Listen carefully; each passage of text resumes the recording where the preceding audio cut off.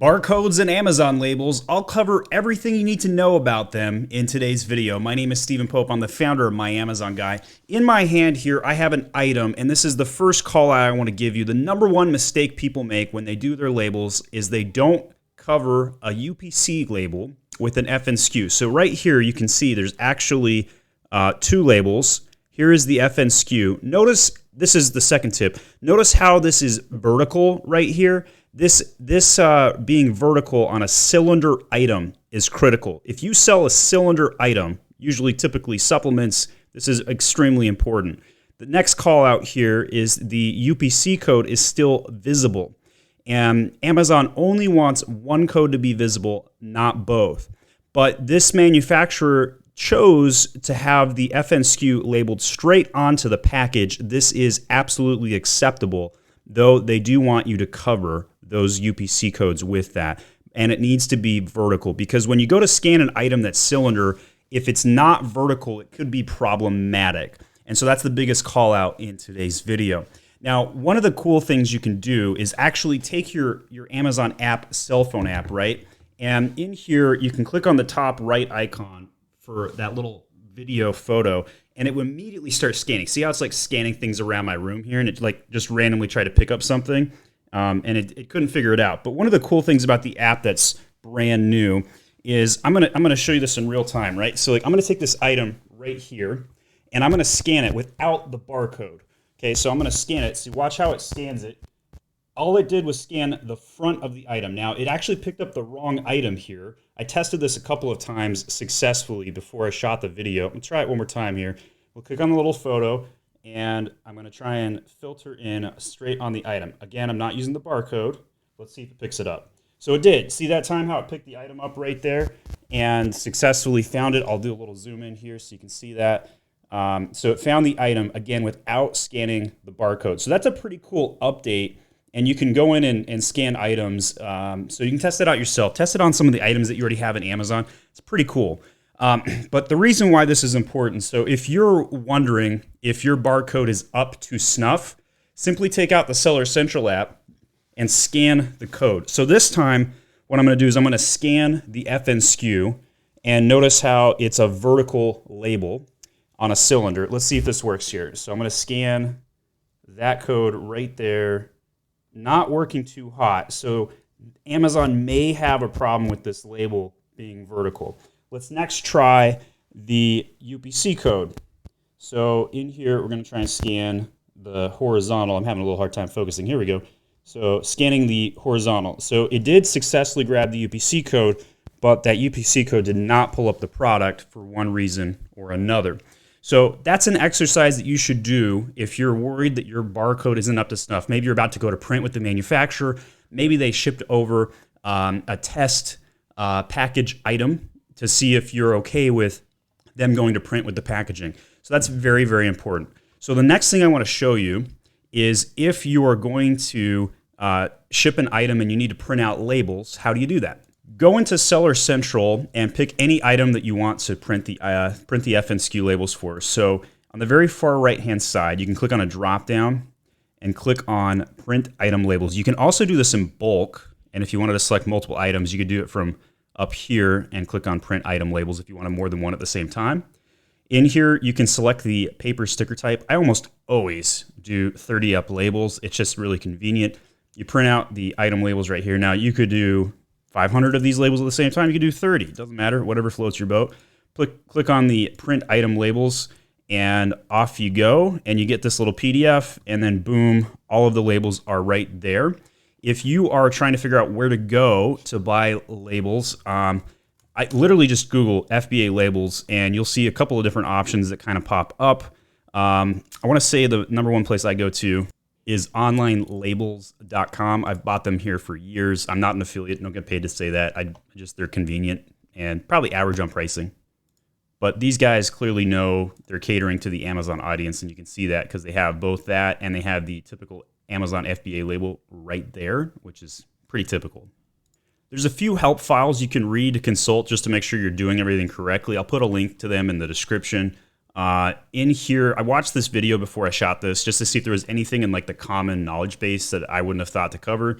One of the things that I kind of came out with was, notice how this particular item right here is in some bubble wrap. And in here, you can see they're trying to scan this item without the sticker on the end of the bubble wrap, and it doesn't work. So then they put on the bubble wrap and then the sticker, and then it scans, obviously. So if you're trying to scan something like that, it will not work. You need to have the label on the exterior of the prep, which is why when you go through the Seller Central shipment process, it forces the person who's doing the prep to apply the labels. One of the other things I thought was interesting is they called out, like, you can't scan this across the corner, like that doesn't work, so can't do that. And then the cylinder item, again, they're showcasing this, like it's impossible to scan on a cylinder effectively 100% of the time. So that's why you want to do vertical on the labeling. So what items actually need the FNSKU label, you might ask? And there's pretty much an easy way to figure this out. If you can consume it, or you're going to put it on your body, like a lotion or a beauty product, it must have an Amazon FNSKU label. And that's where that label starts with that X0 code, typically, right there in that label that we talked about earlier, right? Now, if there are some select categories that do also require FNSKU, sometimes toys do, and there might be a couple of tertiary categories, but by and large, it's usually supplements, grocery, beauty products that require those FNSKU labels. And that's because Amazon wants to trace the item to the seller, to the bin location, and they will not share any inventory between sellers in those categories. So that way, if I ship in a bunch of expired product, then it's going to trace back to me and not everybody else who's selling that same exact item and shipping into Amazon FBA. So they will isolate your bin locations to the ASIN and not share the inventory with other sellers. So next, let's go through an actual shipment process so you can see where these labels come into play. I almost always do case-packed products myself. If you're mixing SKUs in a box, that's a lot of effort to have to pick and pull things to go to different locations. So I almost always go case-packed. And in here, we can set the quantities, right? So I'm just going to do a test of one here just for test's sake. And I've got my Mama Shark, Mother's Day is coming up here. So notice at this step right here where it prepare products, you can see here, here's the prep guidance, right? So I got to bubble wrap all of my wine glasses. So I do that on my side. So I put merchant preps. If this is grayed out, you might need to create a new SKU to get around that bug. It's a pretty common bug, and has a lot to do with how the SKU is set up when you built it. You can use the same ASIN, you don't lose any data. You're just creating a dupe SKU to try and get around a bug. All right, so you hit continue, and then in here, here's where you can print out those labels. Notice how this is a second location to print out labels. If you have a default Amazon does labels, they will not show on this step. And so you may have to print them out manually. That's, again, based on how you create the SKU. And if you want to fix that, go create a dupe SKU, same ASIN, totally kosher, doesn't create any problems. But we can create the print labels right here, download it, and we can put that up on the screen because now we've got the label we need to print. And again, I only printed one here. Notice how it truncates the name. It uses the first part of the item name and the last part. And so if your warehouse is trying to do all the labeling based on the item name, that's going to be problematic unless you have a really good naming convention that does that. And typically speaking, you do not want to be labeling items for your warehouse's sake. You need to give them a list of all the FNSKUs and have them do a SKU lookup, if you will, on the back end. Otherwise, they're going to ask you, hey, which item does this go to? Especially when you're doing like 15 SKUs on the same shipment, problems like that can arise. All right, so that's how you would print the label out there. You can continue in and review the shipments and decide, okay, hey, this one's good to go. Quick labeling tip I give you on shippings. I basically always recommend typing in like what the item in the shipment is. Now, if you've got like 5 different SKUs, obviously that doesn't work. But if it's a single SKU shipment, Mama Shark times how many different items you're shipping in it. And then if you feel so inclined, put in the date, right? So today's date, 3/14/21, at time of shooting this. Then you can see where it's shipping it to and where it's shipping it from. Your ship from location will absolutely dictate the ship to location. So if you mess with that, you will get different location examples. And a couple nitty-gritty technical requirements on these barcodes. Sufficient white space needs to be around the Amazon barcode, about 0.25 inches on the side, and about half of that, 1/8 an inch on top and the bottom. you need to be able to see the ASIN or FNSKU, the product name, and the item condition, which is typically almost always new. Figure out where the item label placements are. So don't put it on a corner, don't put it on horizontally on a cylinder item, like those things we talked about.